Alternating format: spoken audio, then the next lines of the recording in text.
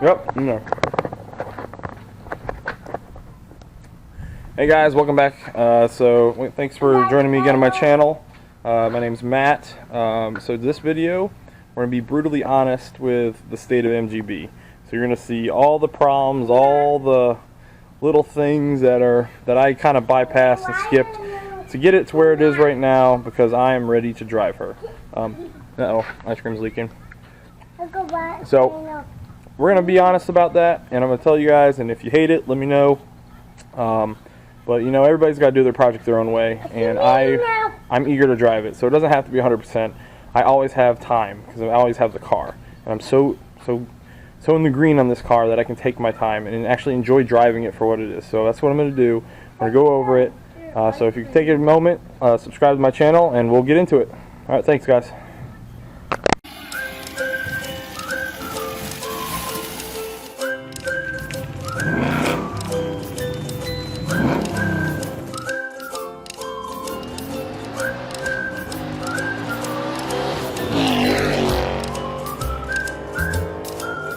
Alright guys, so today was another day where I wasn't patient.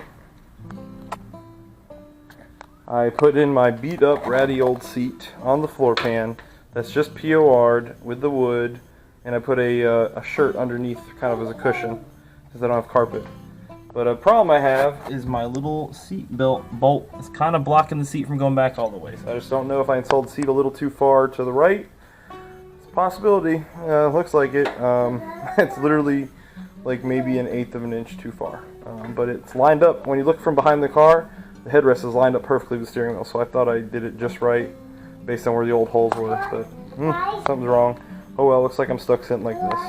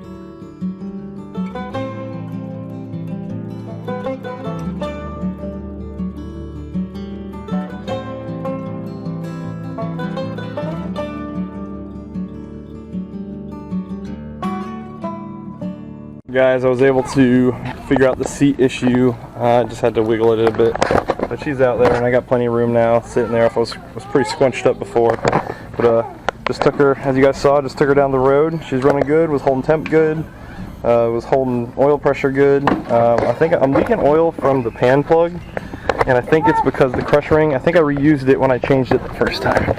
So I'm gonna change the oil again anyway before I drive it, but it's dripping from that plug. And I am 99% sure it's just because that crush ring is dunzos. So once I fix that, it shouldn't be a big deal.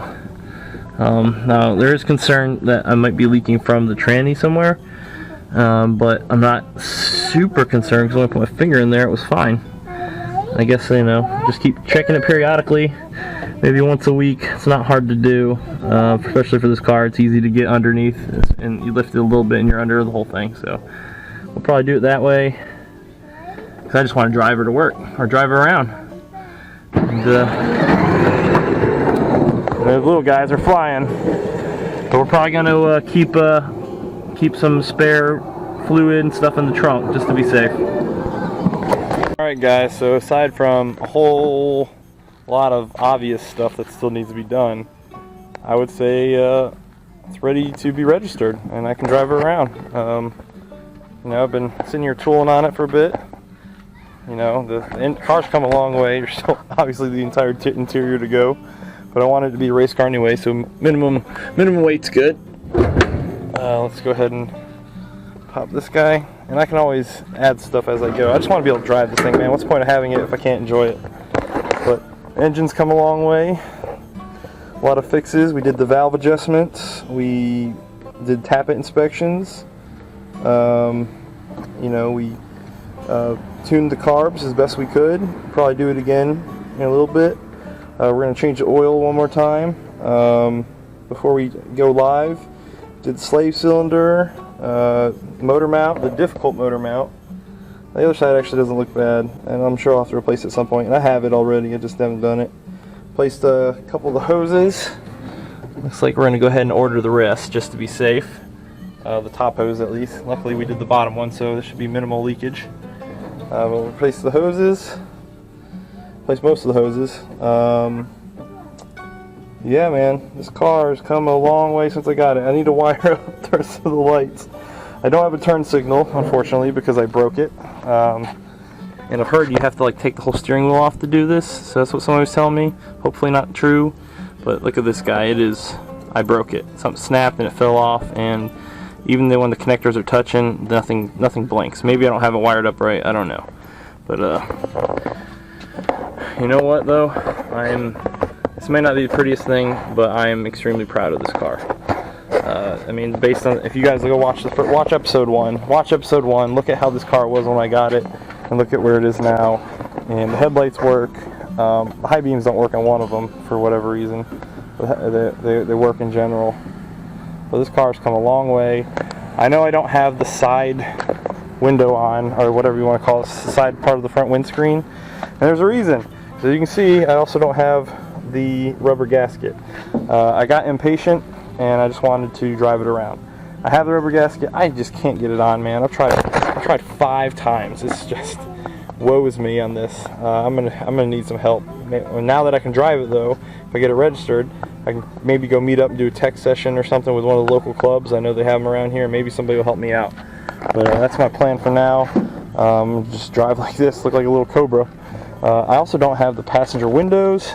Yep, she's not pretty, but she'll do for now. But appreciate you guys watching.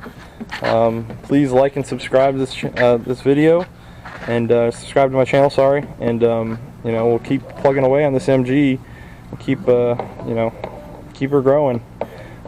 She's a rustic little race car. I mean, I love, you know what? That's a cracked front air dam, but it adds so much character in my opinion. And you got the little, you know, we got the race stickers, of course, for the kids. And I'm not going to be able to, I'm not addressing the paint immediately. So in the meantime, what I did is, this will probably rub some more people the wrong way. I love patina. I know a lot of people don't, but they want it perfect. But I honestly, just to prevent more rust, what I did was I clear coated the rust that's on here. And like we talked about, it won't be driven in the rain. I understand that, yeah, you can get caught in a downpour at any time. But honestly, I'm not going to be stupid with this thing. If it's any inclination of rain, it's going to be sitting in the garage. I've got other toys. I've got the Boss, which is covered, and this is my daily driver. So why would I risk it? It's going to have to be like completely blew out like today. But all right, guys, that's it for today. That's the update on Bobby B. Hopefully we're going to get it registered as an antique here shortly. If you have recommendations for insurance companies, best way to insure these cars, I'm probably only going to do liability. This car is worth maybe $3,000, maybe, the way it's run, since it's running so good. So let me know who you recommend. I'm leaning towards only liability. I'm going to try my own insurance company. I'm with USAA, and we'll just see how it goes. But please comment below. Let me know what you think. All right, guys, take care.